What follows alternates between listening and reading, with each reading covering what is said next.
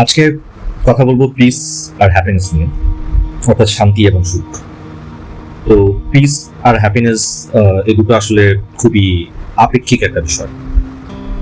অনেক সময় অনেক ছোট ছোট বিষয়ের উপর আপনার হ্যাপিনেস নির্ভর করতে পারে, আবার অনেক সময় অনেক অনেক বিশাল বিষয় আপনার প্রয়োজন পড়ে আপনার হ্যাপিনেসের জন্য।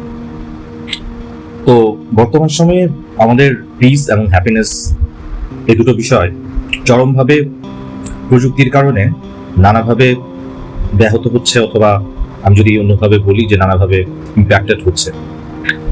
তো বিষয়টা বলার আগে আমি একটা ছোট গল্প বলি, যেটা অনেকে হয়তো জানেন। তো একটা গ্রামের লোক থাকতো, খুব ইয়াং। তো সে একটু ইন্ট্রোভার্ট টাইপের ছিল। তার আশপাশের লোকজনের মধ্যে, তার প্রতিবেশীদের মধ্যে সবসময় যেটা হয় সাধারণত, যে কোনো কিছু নিয়ে কথাবার্তা, কথা কাটাকাটি, ঝগড়া, গ্রাম্য নালিশ, সালিশ, এই সমস্ত বিষয় সে আসলে পছন্দ করতে পারতো না, সে নিতে পারতো না। তো সেই কোলাহল থেকে বেঁচে থাকতে সে একটা সময় ডিসিশন নেয় যে সে জঙ্গলে গিয়ে ওখানে একা একা বাস করবে। তো সে যেভাবে সেই কাজ, সে জঙ্গলে যায়, তারপর ওখানে গাছ গাছরা সাফ করে একটা তার কুড়ে ঘর বানায়, যেখানে সে বসবাস করতে শুরু করে। কিন্তু কিছুদিন পর তার মনে হলো যে যদি একটা গরু তার থাকতো তাহলে খুবই ভালো হতো, বিকজ তখন সে গরুর দুধ খেয়ে তার পুষ্টির চাহিদা মেটাতে পারত। তো সে তার সাথে একটা গরু তারপর গ্রামে গিয়ে ওখান থেকে বাজার থেকে নিয়ে আসলো।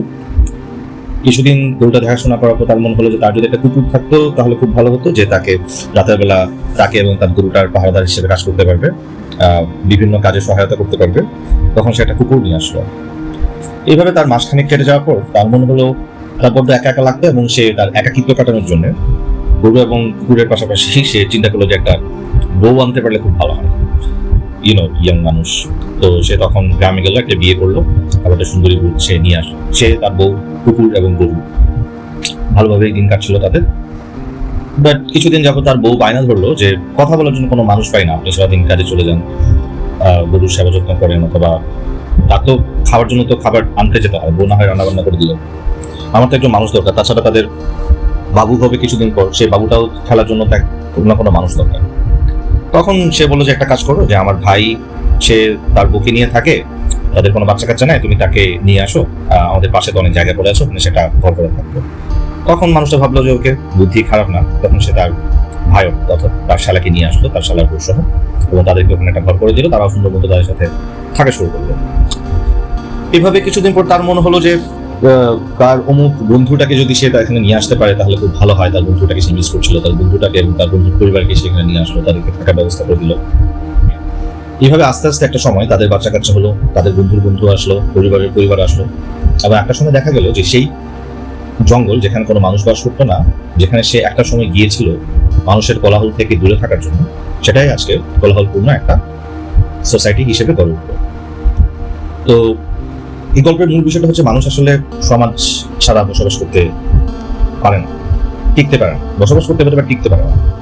তো আমরা সমাজে থাকি এই জন্য না যে সমাজে থাকাটা আমাদের প্রয়োজন, বরঞ্চ আমরা থাকি, অর্থাৎ অ্যাকচুয়াল প্রয়োজন যেটা, সেটা হচ্ছে কি আমরা একে অপরের উপরে নির্ভরশীল, এবং এটাই আমাদেরকে সামাজিক প্রাণী হিসেবে গড়ে তুলছে। যে কোনো সামাজিক প্রাণীকে একজন আরেকজনের উপর নির্ভরশীলতাটাই চলে একটা সামাজিক প্রাণী হয়ে ওঠার পিছনের কারণ।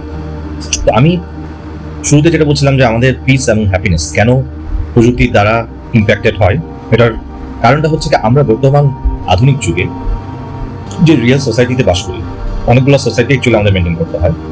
আমরা যেখানে থাকি সেখানের পরিবেশ, প্রতিবেশী, এটা আমাদের একটা সোসাইটি। আমাদের পরিবার একটা সোসাইটি, আমাদের আত্মীয় স্বজন পরিবার মিলে একটা সোসাইটি। আমাদের বন্ধু বান্ধব, স্কুল কলেজের বন্ধু বান্ধব, এলাকার বন্ধু বান্ধব, ওদেরকে নিয়ে একটা সোসাইটি। আমরা যেখানে কাজ করি সেই কাজের সাথে যারা আমাদের সাথে যুক্ত থাকেন, আমাদের কলিগস, তারা আমাদের একটা সোসাইটি। এভাবে আমাদের অনেকগুলো সোসাইটি মেনটেন করতে হয়। তো এগুলো সবগুলো রিয়েল সোসাইটি। তো রিয়েল সোসাইটিতে আপনার একজন মানুষ বেশিরভাগ ক্ষেত্রে সে নিজেকে প্রকাশ করে যতটুকু প্রয়োজন ততটুকু। সে তার অনেক গোপন কথা আপনাকে বলতে চাইবে না। সে অ্যান্ড অলসো সে অনেক বেশি ফেকও হতে পারবে না, তার মানে ফেক হওয়ার সুযোগটা অনেক কম। কিন্তু আমাদের আধুনিক যুগের একটা নতুন ডিমেনশন আছে, সেটা হচ্ছে কি আপনার সোশ্যাল মিডিয়া। টোটালি নতুন একটা ডিমেনশন, নতুন একটা সোসাইটি যেটা অ্যাকচুয়ালি সম্পূর্ণ অন্য একটা ভিন্ন জগৎ, বাট আমরা অলরেডি এই জগতের মধ্যে আমাদের অবস্থান করে নিয়েছি। অ্যান্ড এই সোশ্যাল মিডিয়াটা আমাদের পিস এবং হ্যাপিনেসকে অনেক অনেক বেশি ইম্প্যাক্টেড করছে। কিভাবে? যেটা বলছিলাম যে আমাদের রিয়েল সোসাইটিতে আপনি অ্যাকচুয়ালি ফেক কোনো কিছুকে ফেক করাটা অনেক টাফ, ইম্পসিবল না, বাট অনেক hard. On the other hand social মিডিয়াটা আপনি মেজরিটি পার্সেন্ট ক্ষেত্রে দেখবেন যে একটা বিষয় যেটাকে আপনি আসলে বিশ্বাস করতে পারবেন না, বা বিশ্বাস করার পর আপনি পরবর্তী একটা সময় গিয়ে দেখবেন যে অ্যাকচুয়ালি এটা রিয়েল ছিল না, ফেক ছিল। বিকজ এটা অনেক ইজিয়ার। অলসো আমাদের নতুন একটা আইডেন্টিটি আমরা তৈরি করতে পারি আমাদের সোশ্যাল মিডিয়াতে, একটা না একাধিক আইডেন্টিটি আমরা তৈরি করতে পারি, আমরা অনেকেই করি। তো সোশ্যাল মিডিয়াতে একটা মুখ্য বিষয় হয়ে ওঠে যে আপনি কতটুকু নিজেকে শো অফ করতে পারছেন, স্যাডলি। এবং আপনি নিজের অজান্তে একটা সময় আপনি নিজে হয়তো বা পছন্দ করেন না শো অফ করতে রিয়েল লাইফে, কিন্তু আপনি সোশ্যাল মিডিয়াতে ক্রমেই ধীরে ধীরে আপনি অ্যাডপ্ট করে নেবেন। কারণ আপনি একজন মানুষ, এবং একজন মানুষ যেখানে সে থাকে সেখানে সে অ্যাডপ্ট করে, যেখানে সে অ্যাডপ্ট করতে পারে না সেখানে সে থাকে। আপনি যদি সোশ্যাল মিডিয়াতে অ্যাডপ্ট করতে না পারতেন তাহলে আপনি কিন্তু সোশ্যাল মিডিয়াতে থাকতেনই। আপনি অ্যাডপ্ট করছেন, দ্যাট মিনস আপনি আস্তে আস্তে নিজের ফেক সাইডটাও কোনো না কোনোভাবে একটু করে হলেও দেখানো শুরু করেছেন।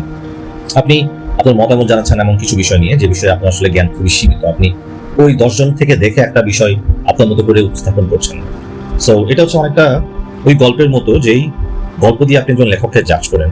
একজন লেখক একটা গল্প বা একটা উপন্যাস সে যখন লিখে, তখন আপনি জানেন যে এই গল্প বা উপন্যাসটি সম্পূর্ণ কাল্পনিক, কিন্তু আপনি যখন সেই গল্প বা উপন্যাস যদি খুব ভালো হয় তাহলে আপনি ওই গল্প এবং উপন্যাসের মধ্যে যখন সেটা আপনি পাঠ করেন তখন তার মধ্যে আপনি নিজেকে আবিষ্কার করেন, যে আপনি এটার ভেতরে চলে যান এবং আপনি ওই চরিত্রগুলোর মধ্যে নিজেকে খুঁজে পান। আপনি গল্পের নায়কের জায়গায় নিজেকে কল্পনা করেন। আপনি গল্পের ভিলেনকে, যে অ্যাকচুয়ালি একটা কাল্পনিক চরিত্র যার কোনো অস্তিত্ব নেই, তাকে আপনি ঘৃণা করতে শুরু করেন। অনেক ক্ষেত্রে দেখা যায় আপনি আপনার জীবনের শেষ পর্যন্ত ওই কাল্পনিক ভিলেনটাকে ঘৃণা করে গেছেন এবং নায়কটা হয়ে উঠতে চেয়েছেন, এবং গল্পের নায়িকাকে আপনি আপনার নায়িকা মনে করেন, অথবা আপনি যদি ফিমেল হন তাহলে আপনি ওই নায়িকার জায়গায় আপনাকে আবিষ্কার করেন।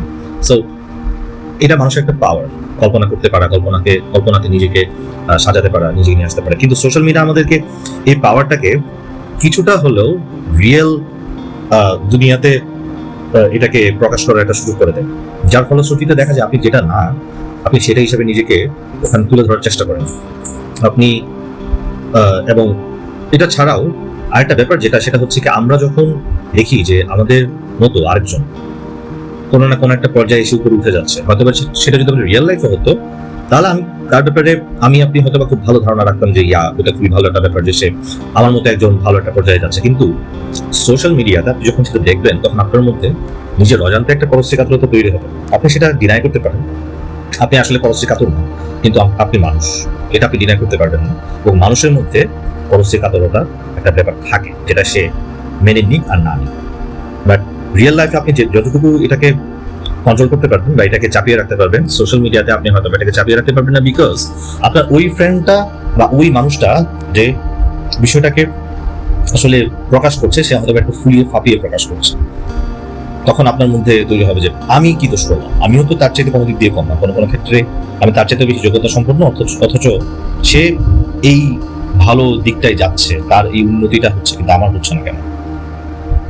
আপনি অ্যাকচুয়ালি বিহাইন্ড দ্য সিনটা কি জানেন, আপনি অ্যাকচুয়ালি জানেন না কতটুকু সত্যই বা সে সব বলছে।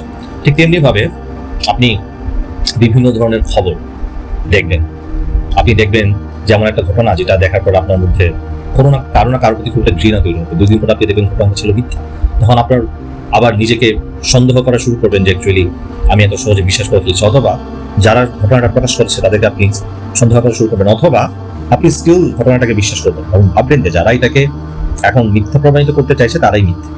সো এই একটা কনফিউশনের মধ্যে আপনি পড়ে যাবেন, রাতে ঘুমাতে পারবেন না। আপনার তখন 100 ধরনের খবর আপনার মাথা নেওয়ার জন্য তো আসলে তৈরি হয়নি, আপনার মাথা তৈরি হয়েছে আসলে আপনার ফ্যামিলি, তার চারপাশ, এই বিষয়টা নিয়ে থাকার জন্য। আপনার দায়িত্ব অ্যাজ আ ম্যান, আপনার দায়িত্ব আপনার ফ্যামিলিকে প্রোটেকশন দেওয়া, প্রোভাইড করা। আর যদি আপনি উইমেন হন তাহলে আপনার দায়িত্ব হচ্ছে আপনার ফ্যামিলি টেক কেয়ার করা এবং আপনার চিলড্রেনদেরকে গড়ে তুলতে আপনার এফর্টটা দেওয়া এবং ভেতর থেকে সাপোর্টটা দেওয়া।